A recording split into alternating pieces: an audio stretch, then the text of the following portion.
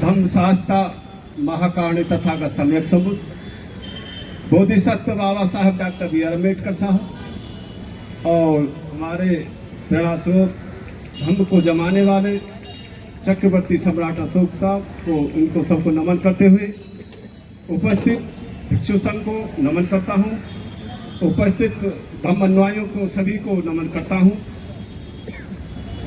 आज इस महाबौद्ध विहार के आंदोलन में उपस्थित सभी बहुत बड़ी बड़ी चर्चाएं होती रही हैं।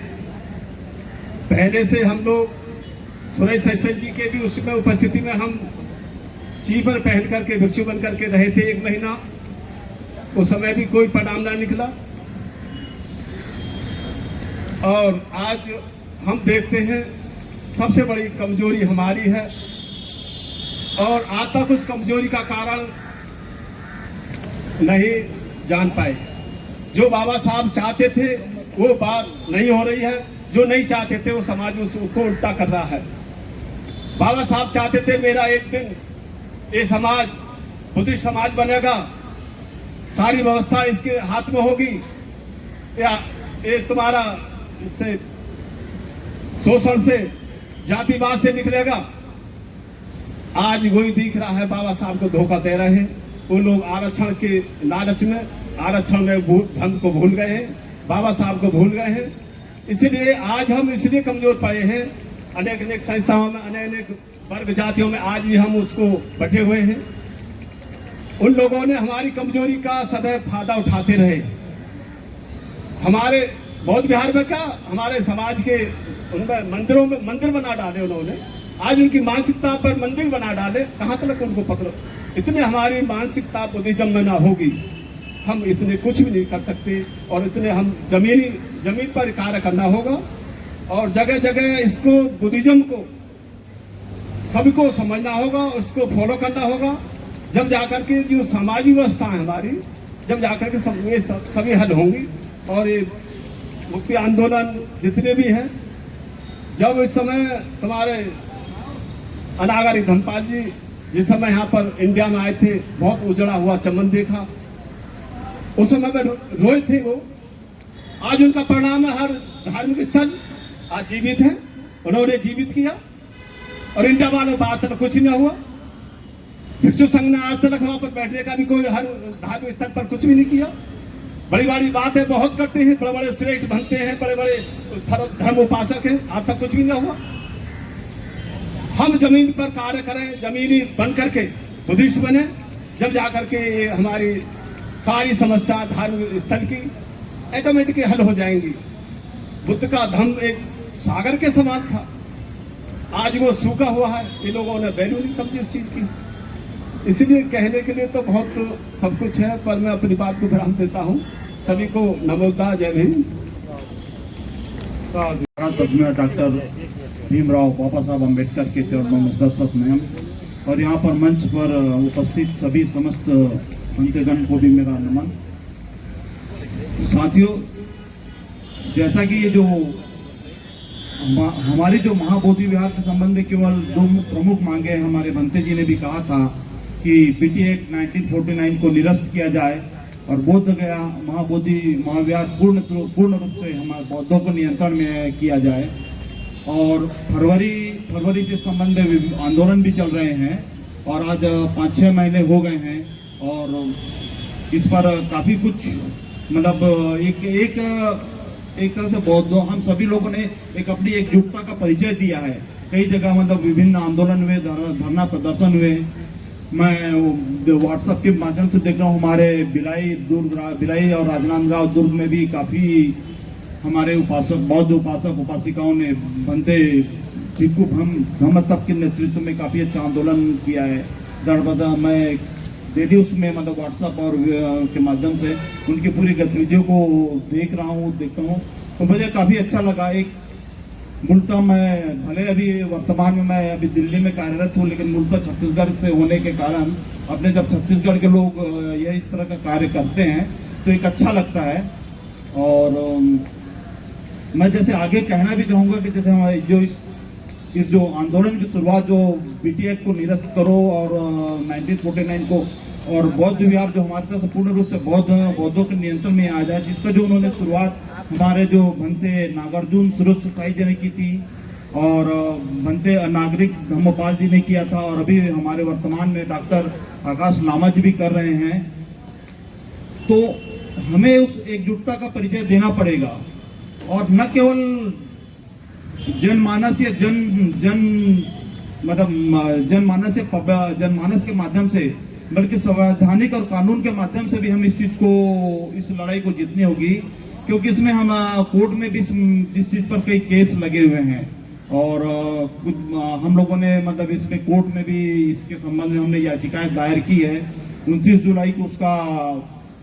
जुलाई में भी एक सुनवाई है और प्रयास ये होना चाहिए कि फैसला हमारे पक्ष में आए।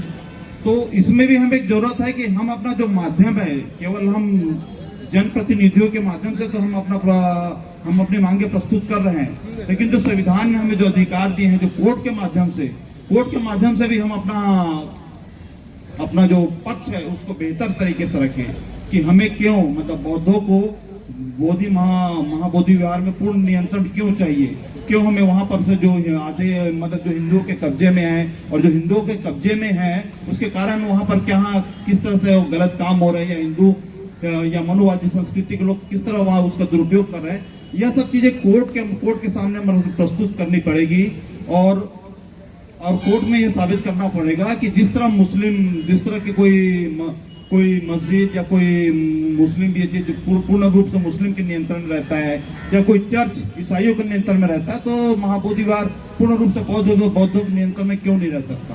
तो हमें दोनों ही तरह से अपनी लड़ाई लड़नी पड़ेगी, तभी हम अपनी इस लड़ाई को जीत सकते हैं। और मैं आप सभी लोगों को जितने भी लोग यहाँ पर उपस्थित हुए, मैं आप सभी लोगों को एक शुभकामनाएं व्यक्त करता हूँ। सब लोग आप लोग अपने काम अपनी व्यस्तताओं से समय निकाल के और इतनी गर्मी में आप लोग यहाँ पर उपस्थित हुए इस आंदोलन को सफल बनाने के लिए, उसके लिए आप लोगों को धन्यवाद भी देता हूँ। जय भीम, जय भारत। बहुत बहुत साधुवाद, मुझे समय दिया। बौद्ध धर्म की क्या पहचान, मानव एक समान, तथागत गौतम बुद्ध विश्व को शांति प्रदान करने वाले तथागत गौतम बुद्ध के चरणों में श्रद्धा के सुमन, बोधिसत्व विश्व रत्न भीमराव अंबेडकर जी के चरणों में श्रद्धा के सुमन,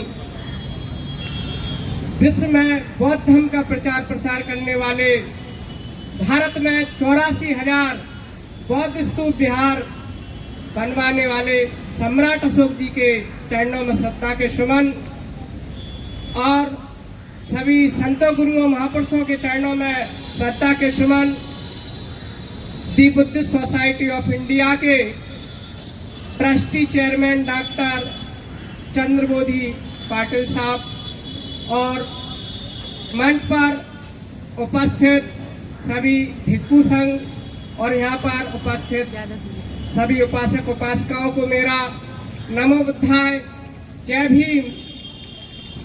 बौद्ध गया मुक्ति आंदोलन बहुत ही लंबे समय से चल रहा है। माननीय अनागारिक धम्मपाल जी ने ये आंदोलन चलाया जब हमारा देश गुलाम था, उस समय से चल रहा है। और भंते सुरई ससाइन जी ने ये आंदोलन चलाया, बहुत लंबा समय हो गया है, फिर भी आज तक महाबोधि महाविहार मुक्त नहीं हुआ। बीटी एक्ट 1949 रद्द नहीं हुआ। ये सरकार की गलत नीति है।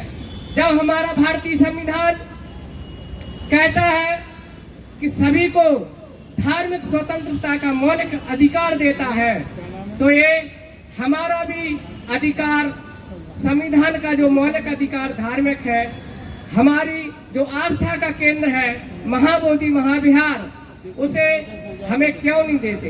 ये सरकार संविधान विरोधी काम क्यों करती है? तो मैं सरकार से निवेदन करता हूं कि हमें भी हमारा हक दिया जाए और बीटी एक्ट 1949 रद्द किया जाए। संविधान लागू होने के बाद हमें हमारे हक से वंचित क्यों किया गया? और मैं माननीय सुप्रीम कोर्ट से भी ये निवेदन करता हूं कि जब हमारे ऐतिहासिक साक्ष्य तथागत गौतम बुद्ध को वहां पर ज्ञान प्राप्त हुआ है, सम्राट अशोक जी ने वहां बौद्ध विहार बनवाया है, तो सभी ऐतिहासिक साक्ष्यों को देखते हुए हमें बौद्ध ज्ञा का प्रबंधन बौद्धों को सौंपे और ये निर्णय हमारे पक्ष में देने की कृपा करें। और सभी से मेरा विनम्र निवेदन है कि हमें आपसी मतभेद भुलाकर एकता में रहना होगा। जब हम एक रहेंगे तभी सब कुछ कर सकेंगे। और हमें ऐसो आराम छोड़कर जो हमारी कम पढ़ी लिखी भोली भाली जनता है उसके बीच में हमको जाकर उनको पढ़ाना होगा। उनके पढ़ाने के लिए स्कूल खोलना होंगे, ट्रेनिंग सेंटर खोलना होंगे, सभी काम हमको चलाना पड़ेगा। जब जाके हम आगे एकता में बन पाएंगे, तरक्की कर पाएंगे। जितना हम पढ़ाएंगे उतना बौद्ध धर्म का प्रचार प्रसार होगा। तो सभी इस काम में लगे। मैं अंत में अपनी वाणी को विराम दूंगा। नमो बुद्धाय, जय भीम, जय संविधान।